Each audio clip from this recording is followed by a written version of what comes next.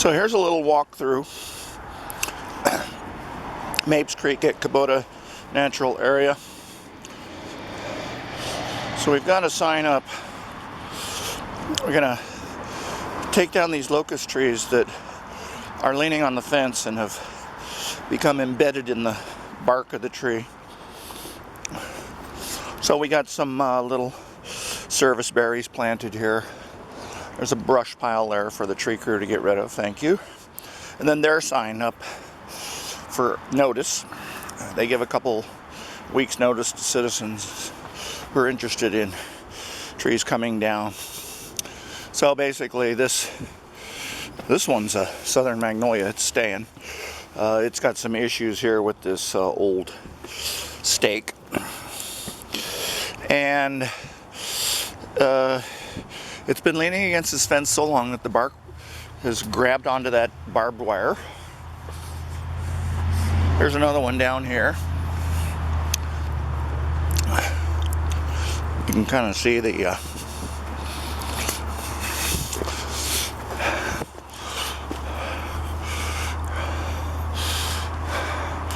wound response. So this tree is leaning right over the pump house, which is right there by that bamboo. So here we are. The locust has kind of collapsed over the years. It's soft in here. And then there's some other issues. This is a snag that was cut down to a 25-foot height, oh, I don't know, 10 or 15 years ago.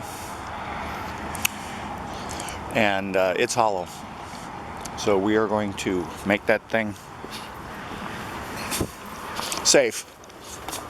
It got called in a couple times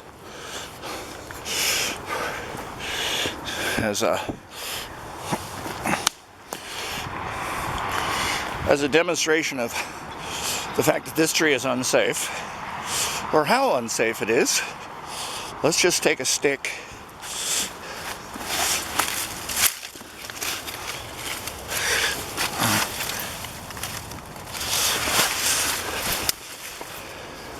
so basically that's how hollow it is. It's all the way around to the other side. But then we've planted these little red cedars to replace it. Here's a grand fir. So that's how hollow that tree trunk is.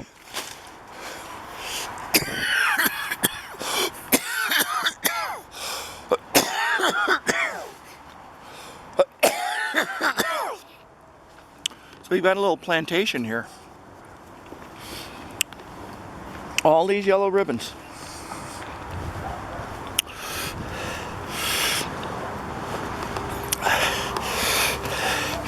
Here's old Doug fir.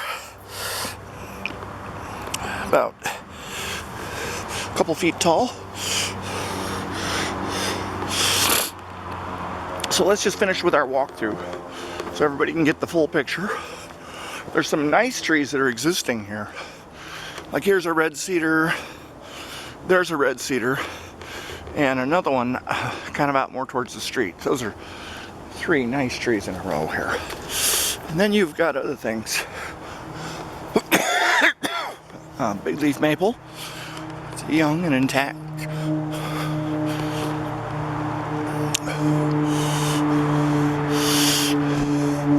You got another little baby red cedar here.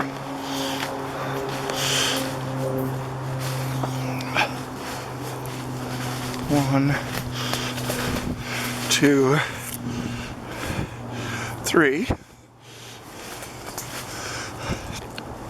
But then you got a bad one. This Portuguese laurel. But right behind it, big leaf maple. More red cedars. But then some bad ones. You got a cherry here with a pink flag on it.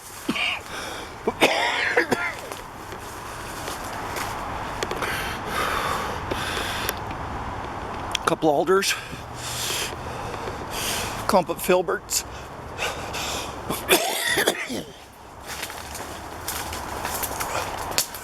but then holly. Bad news holly.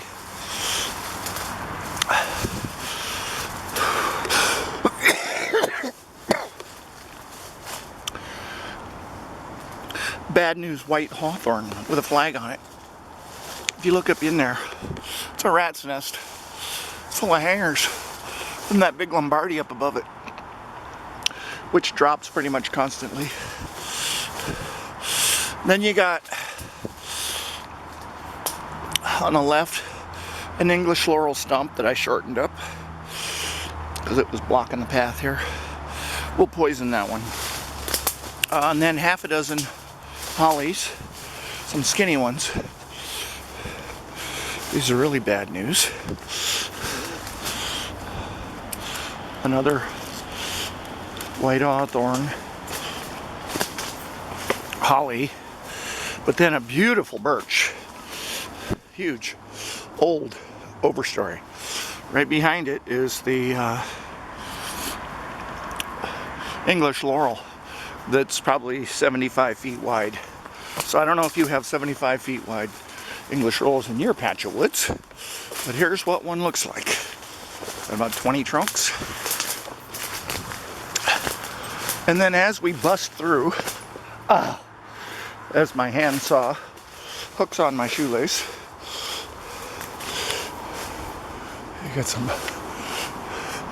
big old honking twin-stemmed hollies that have got to go.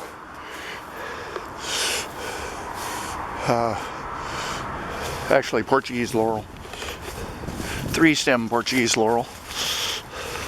A clump of hollies mixed in with a filbert. And then we've broken through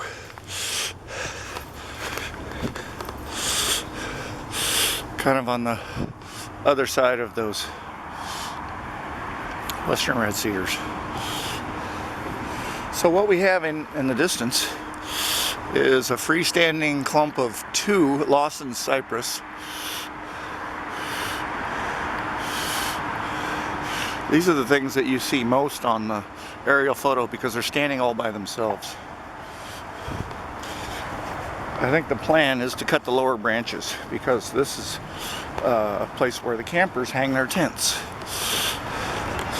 And here's some of the trees we're going to be planting.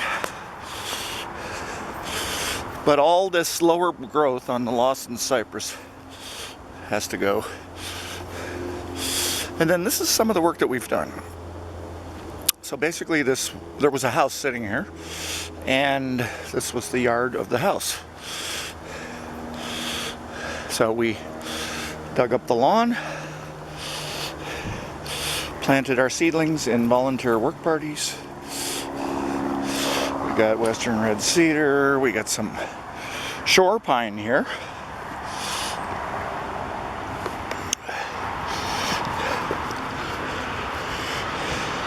We tried to space these out. Some of them we've got ferns.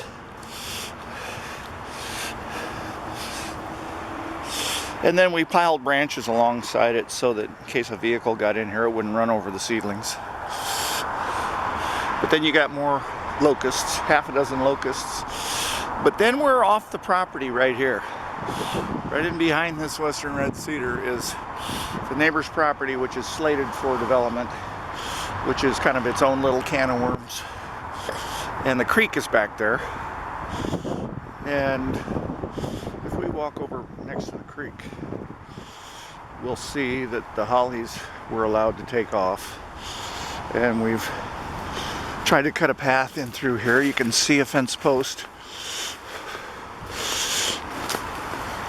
And we expect to take title to a conservation easement, which will allow us to reforest this neighbor's property,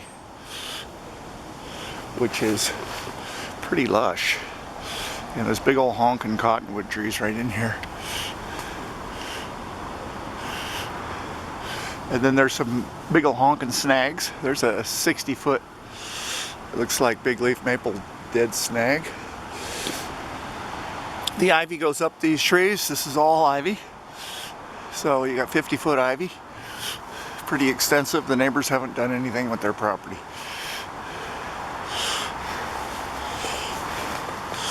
And if we were to go back over the fence line, which is barbed wire laying down, step over it,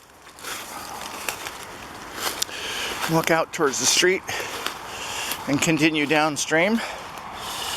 Beautiful little trees that we have going here. That looks like a white pine. Yeah, western white pine. Out in the sun, these trees will grow fast. Trying to control the time limit on this video. So here's the fence along the street perimeter. Got a little hemlock in the middle of the lawn. There was another house just on the other side of the hemlock. And on this lawn, we're going to be planting trees. Here's some of the specimens.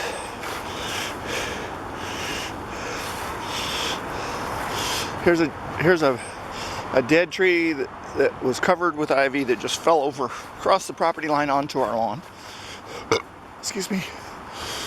Up there, you can see mature big leaf maple, mature hemlock,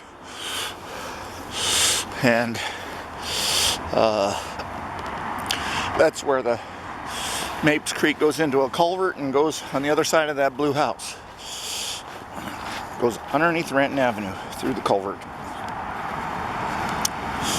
And Mapes Creek